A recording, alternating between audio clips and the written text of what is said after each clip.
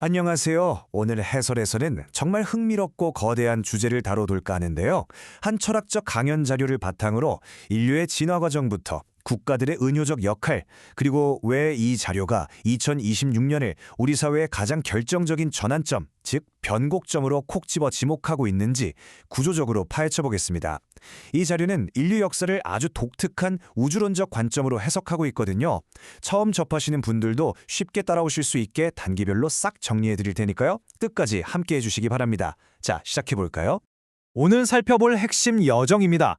지구 운용의 3법칙부터 시작해서 30% 진화와 70% 성장의 차이, 인류 나무와 전지 작업, 지식의 3단계, 질서 확립의 필요성, 그리고 마지막으로 대망의 2026년 역사적 변곡점까지 쭉 이어가 보겠습니다. 그럼 첫 번째 파트 지구 운용의 3법칙으로 바로 들어가 보죠. 초보자분들도 이해하기 쉽게 단계별로 딱 짚어드릴게요. 이 프레임워크에서 인류의 역사는 그냥 무작위로 흘러가는 게 아닙니다. 아주 엄격한 3단계를 거치게 되는데요. 1단계는 생존의 뼈대를 다지는 진화기, 2단계는 문명이 폭발적으로 발전하는 성장기, 그리고 마지막 3단계가 완성된 상태로 살아가는 운용기입니다. 우주가 마치 거대한 마스터 플랜을 짜놓고 인류 역사를 이끌어가는 것 같지 않나요? 이어서 두 번째 파트, 30% 진화와 70% 성장 단계의 엄청난 차이를 들여다보겠습니다. 두 시대를 비교해보면 속도부터가 완전히 다릅니다. 강연에 따르면요, 인류는 전체 타임라인의 단 30%에 불과한 첫 번째 진화기를 완성하는데 수만 년, 아니 수십만 년이라는 그야말로 아득히 긴 시간을 보냈습니다. 그런데 그 이후 70%까지 도달하는 성장기는 놀라울 정도로 집중적이고 빠르게 훅 팽창해버립니다. 도대체 왜 이렇게 극단적인 속도 차이가 나는 걸까요? 그 해답이 바로 이겁니다. 그 길고 짐승 같았던 수십만 년의 진화기는 단순히 먹고 살기 위한 생존 기간이 아니었어요. 앞으로 인류가 살아갈 지식의 씨앗, 문화의 씨앗 같은 필수적인 씨앗들을 아주 정성스럽게 빚어내는 힘들고 고된 과정이었던 거죠. 이렇게 오랜 시간 완성된 씨앗들이 인류라는 밭에 딱 뿌려지면서 순식간에 문명이 꽃피는 폭발적인 성장기가 시작됐다는 겁니다. 정말 기가 막힌 비유죠. 자, 그럼 세 번째 파트, 인류 나무와 전지 작업이라는 아주 생생한 비유로 넘어가 보겠습니다. 여기서 다들 이런 의문이 드실 겁니다. 아니, 수십만 년 단위의 거대한 우주적 타임라인을 이야기하는데 불과 100여 년 전에 일어난 제1차, 제2차 세계대전 같은 끔찍한 비극은 이 시나리오에서 대체 어떻게 설명될까 하고 말이죠. 강연자는 세계대전의 참상을 단순한 국가 간의 정치적 싸움이나 비극으로만 보지 않습니다. 이걸 우주적 관점의 전지 작업, 그러니까 나무의 잔가지를 확 쳐내는 과정으로 프레이밍해요. 진화기가 막을 내리고 본격적인 폭풍 성장기로 진입하기 전에 전 지구적인 인구와 국경을 명확하게 확립하고 새로운 시대를 세팅하기 위해 의도적으로 이루어진 거대한 재편 과정이었다는 겁니다. 이 표를 보시면 앞서 말씀드린 인류나무 개념이 확 와닿으실 텐데요. 자료에서는 이 거대한 전지 작업 끝에 세계 인구가 아주 철저한 계산하에 배치됐다고 주장합니다. 서양은 나무의 가지, 중국은 둥치 역할을 하면서 이 두 지역을 합쳐 30억 명의 인구를 남겼고요. 놀랍게도 나무의 핵심인 뿌리 역할을 하는 한반도에는 정확히 3천만 명의 인구를 남겼다는 게 포인트입니다. 여기서 진짜 소름 돋는 사실은 바로 이 비율입니다. 3천만 대 30억, 정확히 1대 100이죠.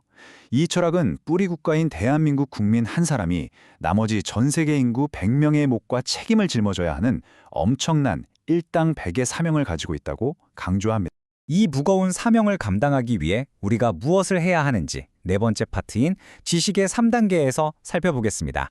제대로 성장하려면 지식을 다루는 엄격한 3단계를 거쳐야 하는데요. 첫째, 전 세계의 지식과 문화의 씨앗을 스펀지처럼 쫙 흡수하는 단계. 둘째, 그 흡수한 지식을 깊이 있게 연구하는 단계. 셋째, 그 지식을 바탕으로 인류를 위한 새로운 질서로 정리하는 단계입니다. 왜 굳이 연구하고 정리까지 해야 할까요? 지식은 그 자체로 끝이 아니라 세상을 더 나은 곳으로 만들 도구잖아요. 이걸 제대로 다듬고 정리하지 않으면 결국 지식은 방향성을 잃고 제멋대로 쓰이게 되거든요. 하지만 바로 이 지점에서 현대사회의 치명적인 문제가 드러납니다. 다섯 번째 파트, 질서 확립의 필요성입니다. 강연자는 우리가 딱 1단계에만 멈춰버렸다고 날카롭게 지적합니다. 다들 지식을 블랙홀처럼 흡수해서 머리로는 엄청나게 똑똑해졌지만 그걸 사회를 위해 연구하고 질서를 잡는 2, 3단계는 완벽하게 실패했다는 거죠. 그 결과가 뭘까요? 사람들은 그 똑똑함을 남들 위에 군림하고 이기적으로 자기 배불리는 데만 쓰게 됐습니다. 우리 주변에 똑똑한 사람은 차고 넘치는데 정작 세상을 올바르게 이끌 체계적인 질서는 무너져 내려서 사회 시스템 자체가 고장나 버린 겁니다. 이렇게 지식을 제대로 정리하지 못한 대가는 결국 우리를 아주 긴급한 정치적 사회적 클라이맥스로 몰고 갑니다. 대망의 6번째 파트, 2026년 역사적 변곡점입니다. 자, 타임라인을 한번 유심히 봐주세요. 이 세계관에 따르면 인류의 70% 성장기는 2012년 말에 이미 끝이 났습니다. 그 후로 우리에게 스스로를 돌아볼 12년이라는 유예기간이 주어졌는데 이제 그 시간마저 끝나면서 2025년부터 2027년까지 거대한 재편의 시대가 열린다고 합니다. 그리고 그 어마어마한 변화가 최고조에 달하는 가장 가파른 변곡점이 바로 2026년 여름이라는 거예요. 정치적, 사회적 관점에서 볼 때 이 2026년의 의미는 과거와는 완전히 다릅니다. 과거의 세계대전이 영토를 뺏고 인구를 조종하는 물리적인 전지 작업이었다면 2026년의 재편은 철저히 시스템적인 구조조정입니다. 이기적이고 낡아빠진 정치 이념, 제대로 굴러가지도 않는 망가진 사회 구조를 완전히 뜯어 고치는 거죠. 우리가 똑똑해지기만 하고 올바른 질서를 세우는 데 실패했기 때문에 이제는 전 지구적으로 그 패착을 뼈아프게 바로잡아야만 하는 시기가 왔다는 게 이 자료의 아주 강력한 경고입니다. 강연 자료에 등장하는 아주 묵직하고 도발적인 문구로 오늘 해설을 마무리할까 합니다. 여러분, 만약 이 자료의 주장처럼 2026년이 우리 사회 시스템과 질서를 전면적으로 재편해야만 하는 우주적인 데드라인이라면 우리는 도대체 어떻게 해야 할까요? 여러분이 그동안 치열하게 흡수한 그 수많은 지식을 어떻게 하면 새로운 질서를 확립하고 세상을 널리 이롭게 하는 데 쓸 수 있을지 한 번쯤 깊이 생각해 보셨으면 좋겠습니다. 오늘 해설은 여기까지입니다. 이 거대한 질문을 남겨두고 저는 다음 시간에 더 흥미로운 내용으로 찾아오겠습니다.